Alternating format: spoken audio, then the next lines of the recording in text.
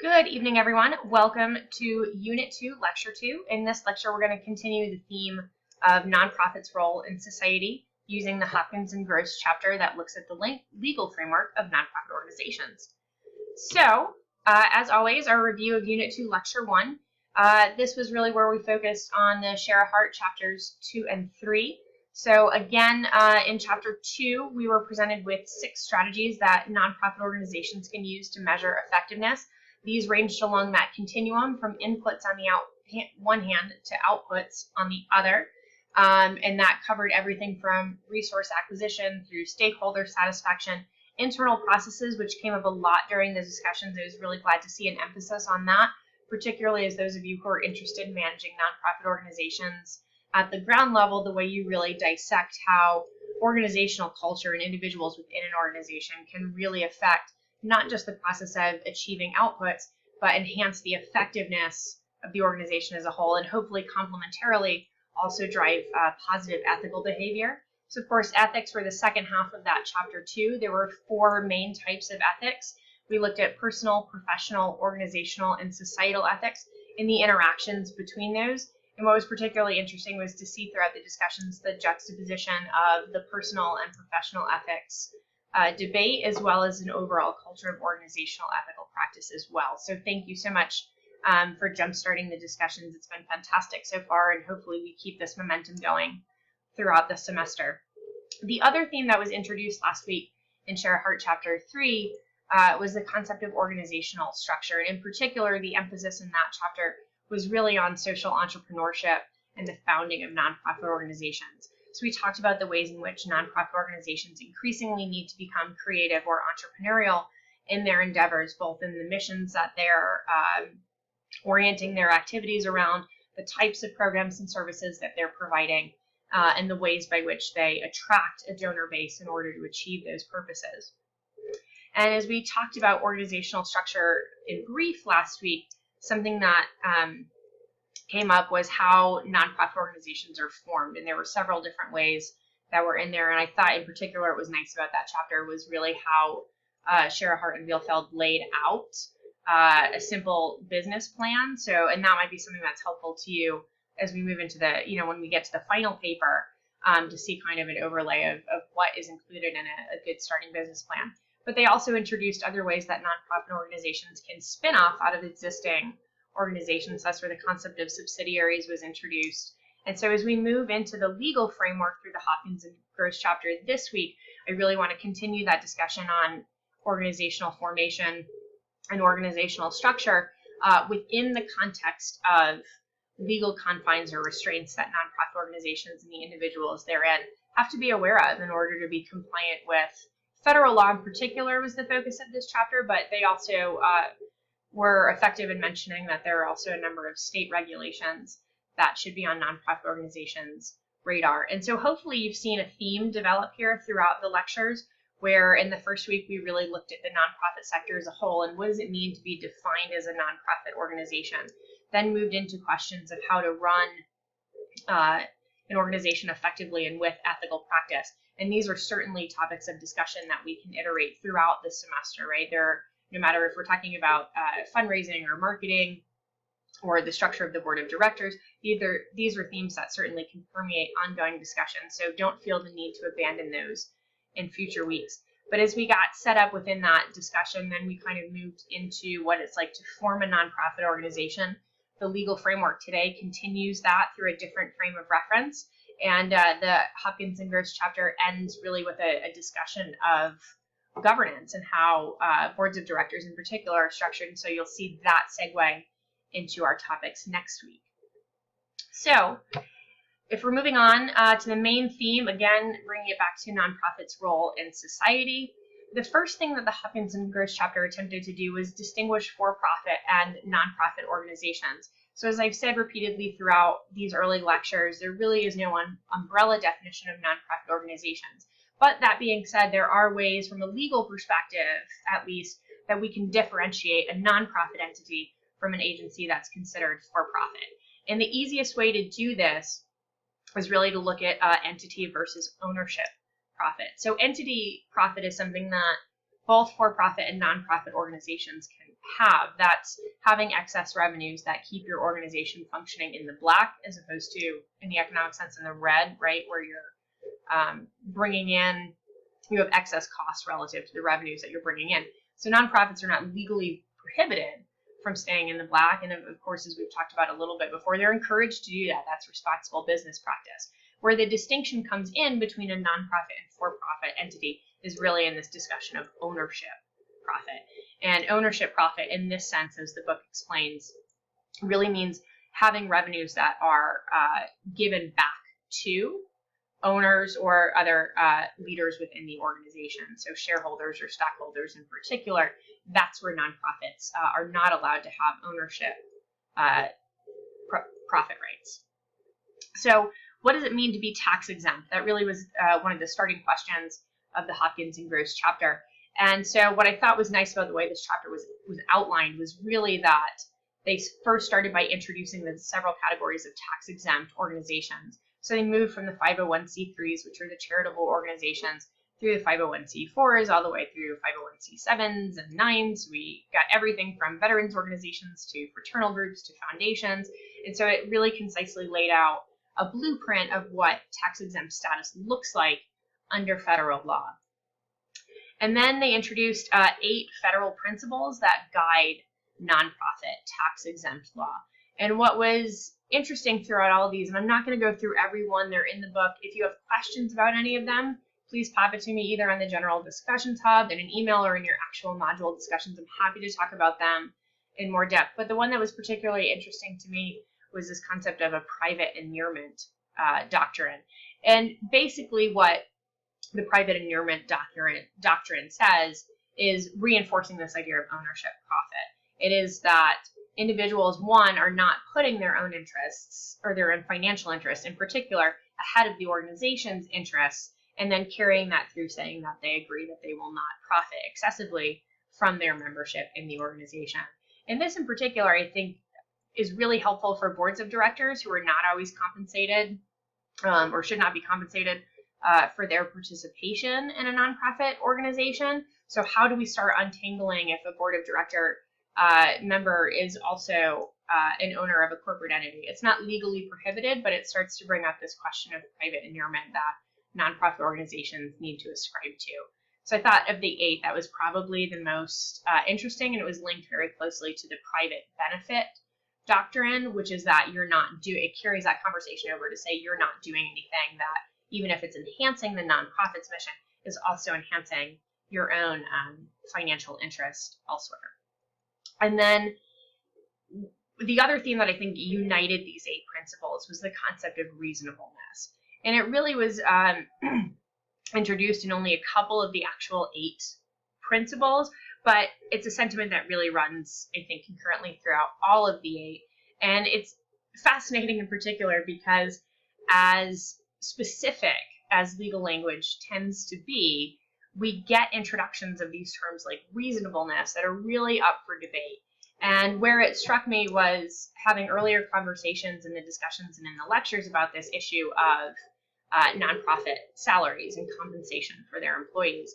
And so federal law doesn't prohibit nonprofit organizations from offering competitive salaries to their employees. They need to justify the salaries by this principle of reasonableness. That is, by comparing someone in a complementary sector, say government or for-profit, what is the type of compensation that employee is receiving?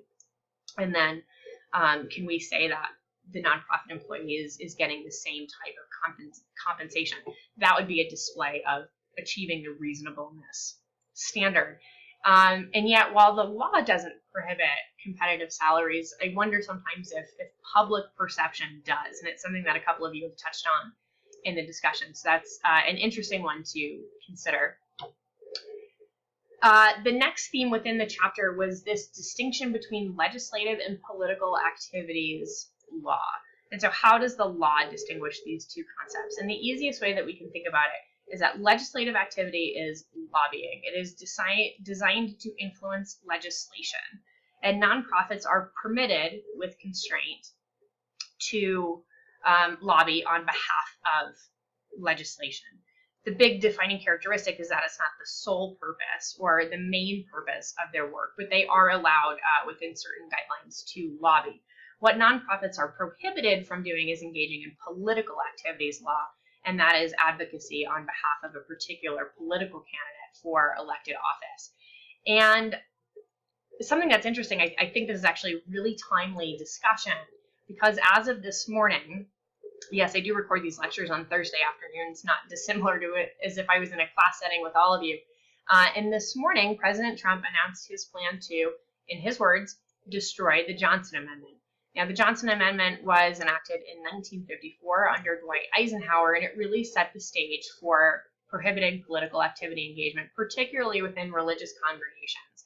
And so the idea is that the pastor at the pulpit is not allowed to argue for a political candidate or otherwise convince his constituents to vote in one direction or another.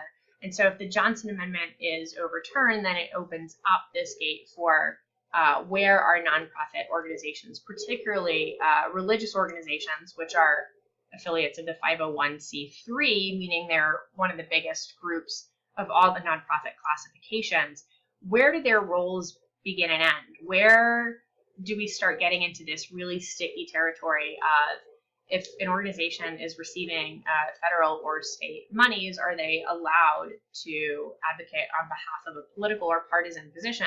And up to this point, they haven't been, but we might see some changes in the law. So something to pay attention to with that respect. The other question that came up out of this might be, why are there more stringent restrictions on charitable organizations? And the book didn't really provide an answer to that question, but it was when you compare charitable organizations to things like political agencies, foundations, fraternal organizations, they don't seem to have the same number of restrictions. And even though there wasn't a clear articulation of that reason in the book, and in fact, I think we'd be hard pressed to find one single reason that drives the stringency of laws and restrictions, it really, I think in a broad sense, gets back to a cultural understanding of what nonprofits are and what roles they're supposed to fill. And so if we think about nonprofit organizations, particularly those designated as charitable, there is an expectation that not only are they serving a public purpose, but that they're using funds in a financially responsible manner to execute the mission of that organization. And so any potential activity that comes in conflict with or otherwise takes time away from the mission is going to be seen as destructive. Whether that's a fair or not criticism is something that I'm certainly open to having a discussion with you all about. But that's the big picture of kind of why charitable organizations in particular face more stringency. Not only do they acquire most of the contributions from government, from private donation sources, and make up most of the nonprofit sector, but there also is this longstanding expectation of the role that they will fill and the ways in which they will use funds and types of programs and services that they'll be putting out. So anything that gives the appearance of conflict or otherwise taking away from the pursuit of the mission is going to be met with some regulatory control. Then, after all this, and pardon me, I've been fighting a cold all week, so I just want to get a little bit of water here. And the next part of the chapter moved into a discussion on governance, as I mentioned a little bit earlier in this lecture. We'll be segueing this conversation of governance into the readings for next week when we move more detailed into organizational structure as the theme. But in the meantime, what I thought was helpful in this chapter was the way that the duties of directors were presented. And even though there was a lot of information in the text, the best way that we can sum this up is by those three duties of care, loyalty, and obedience. So if we want to think about a less jargony way to define these things, care is really just, are you in the know about your organization? If you're a board of director member, then you have an obligation to be aware of the activities that the nonprofit is undertaking or those commensurate with the mission, and a general sense of the financial environment in which the nonprofit operates. So it's just this idea of being informed about what your organization is doing. Loyalty gets back to this idea of private inurement and private benefit. So if you are a director on a nonprofit board, then you need to make sure that the interests or positions that you're advocating for within that role as a board member are commensurate with the nonprofit's mission and are not conflated with your own personal interests. particularly financial interests. And the doctrine of obedience gets back to the idea of law. So you need to not only be familiar with the law governing nonprofit organizations if you're a board member, but you also need to make sure that your organization is in compliance with those laws. When we talk about directors in the broader structure of governance, one of the themes that was then introduced was a movement increasingly towards transparency. And this is not something that, again, is relegated exclusively to the nonprofit sector. We see greater pressures on government, and I think to some extent even corporate entities now, for transparency in their practices. And two of the ways that we can think about transparency for nonprofit organizations are these ideas of reporting rules and disclosure rules. So reporting rules are what we think of in the just being compliant with IRS standards. In the simplest form, this is making sure that annually you submit your 990. There are different variations on that form, but that's generally the easy one, and then the easiest one to know. And then depending on the size and scope of your organization, you might file alternative versions of that. There's an easy form. There's a complimentary form for trusts if that's what your nonprofit designation is. But the idea behind a reporting rule is really just to be in compliance with IRS standards. The related aspect of this that funnels into the transparency piece is the idea of disclosure, which means that nonprofit organizations are legally required to make their 990 forms available to the public so that they can see exactly what was, at least from a financial sense, going on within that organization and the various assets and expenditures that were attached during that fiscal year. If we move forward, the next piece of this discussion is the idea of an unrelated business rule. And the reason that this topic was introduced, although I don't think the book did a great job of explaining why, was really that if there are activities that are deemed to be unrelated to the business of carrying out your nonprofit, those are going to be subject to different taxation laws than the organization as a whole. So when we think of a tax-exempt organization, you might think the entire organization itself does not have to pay taxes, but there are obviously some nuances within that. So if the organization is carrying on an activity that is unrelated to the direct business of the nonprofit itself, that might be considered taxable. The next thing to reinforce what we learned in Sherahart and Bielefeld was nonprofit formation. And so the two ways that were discussed in this chapter were the concept of subsidiaries and also joint ventures. So the easiest way to distinguish these two things is that a subsidiary forms out of an existing nonprofit organization. They describe this process as that of bifurcation. So you have an organization, and then for various reasons, it might be to distance itself from activities that are more legally sponsored, more politically sponsored, in which case that subsidiary might turn out to be a for-profit entity. There might be other reasons to split, such as the organization as a whole wants to continue in pursuit of the mission that it's established, but it also has some secondary interests, so it forms a subsidiary. So in that way, the main organization bifurcates and a subsidiary is formed, and then the book introduces some of the laws that govern the parent-subsidiary relationship. Alternatively, nonprofits may choose to engage in a joint venture.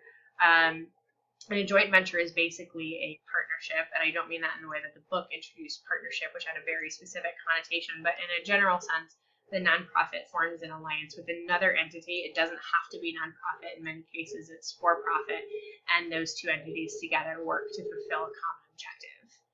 And then finally, the chapter ended with the organization of the IRS.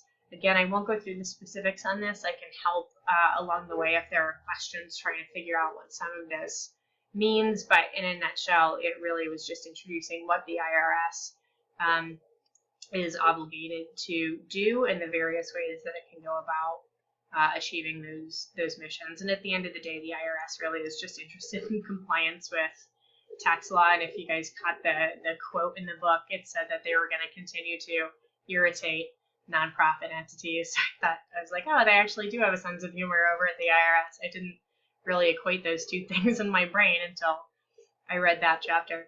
But again, this can be anything from just a more informal investigation to an audit. So if you're working in the nonprofit sector, just be aware of the types of compliance checks that the IRS can institute. Moving into questions or food for thought. So the first question is, are nonprofit organizations legally exempt from certain federal requirements? Now, this sounds like a broad question, but the reason that I'm posing it right now is because it's really going to funnel into the example that I have for the application that's upcoming. So for now, just think about this question, let it roll around a little bit. So the question again is, are nonprofit organizations legally exempt from certain federal requirements? The second part of this question is, should nonprofit organizations be ethically exempt from those requirements? And because this is probably seeming like it's somewhere out in the Netherlands going, wait a minute, what's happening? What is this question about? I want to move into the application. Again, we're in a really timely state to discuss some of these issues. I just can't help but love it when particularly the legal issues that we've covered this week just overlap so nicely with some of the coverage that we've seen in the media about upcoming decisions or recent decisions. So the application for this week is looking at 2 Supreme Court cases, the first of which was decided. I'm not sure if that's the right word because it was a really uncommon type of ruling, but it was decided in 2016. And the second case is something that's going to be upcoming. The Supreme Court has agreed to hear the case. But the first case is Zubik versus Burwell. And what it effectively did was had petitioners of faith-based nonprofit organizations try to fight the federally mandated contraceptive health coverage provision that the ACA mandated that employers include contraceptives as part of their healthcare plans. Members of faith-based nonprofits are arguing that this goes against their ethical standards of behavior, goes against their core beliefs and their missions, and therefore they feel that they shouldn't be required to provide contraceptive coverage as part of their health insurance plans. And it was really modeled off of a case a couple years ago with Hobby Lobby. And if you see the name Burwell in that case again, it's because it's the same director, Sylvia Burwell, who unfortunately was involved in both cases. That's a lot more work than I think I'll ever do. She's done it in 2 years, so I guess good for her. But so it does bring up this question, if we bring it back to the question that I brought earlier of, are nonprofit organizations exempt from certain federal requirements? Well, if you have a federal requirement that says the ACA, the Affordable Care Act, is applicable and all employers are responsible for providing contraceptive coverage in their health insurance plans, do nonprofit organizations have a legal right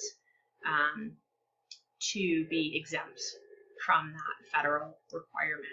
And what was interesting about the decision in this case was actually that it was split. It was 4-4, which in practice meant that the ultimate decision went back to the state courts where it originated. So the Supreme Court didn't offer a definitive opinion on whether or not it was legally permissible. They basically said, hey, you know what, just bring it back to wherever you guys got it from, debate it within your states, and come to a conclusion that's satisfactory. The second case that the Supreme Court will be hearing, presumably in the upcoming months, although they haven't set a finite date yet, is another nonprofit entity that is looking to be exempt from federal pension requirements. So federal law states that employers must provide pensions to their benefits. This is another faith-based organization that says, hey, we actually offer our own version of a pension. It's no different than a church plan, which is already legally exempt under federal law. So we'd really like to be able to provide our own pensions, or hypothetically no pensions at all. It's that issue of theory and practice coming into debate again, but saying, hey, we don't have to be held to this standard. You've already exempted these plans that are similar to pension programs that are called church plans, and our types of pensions work the same way. So again, we haven't decided whether or not their organizations in this vein are legally exempt from the requirements, but it does bring up, I think, a really interesting question about whether or not nonprofit organizations should be ethically exempted.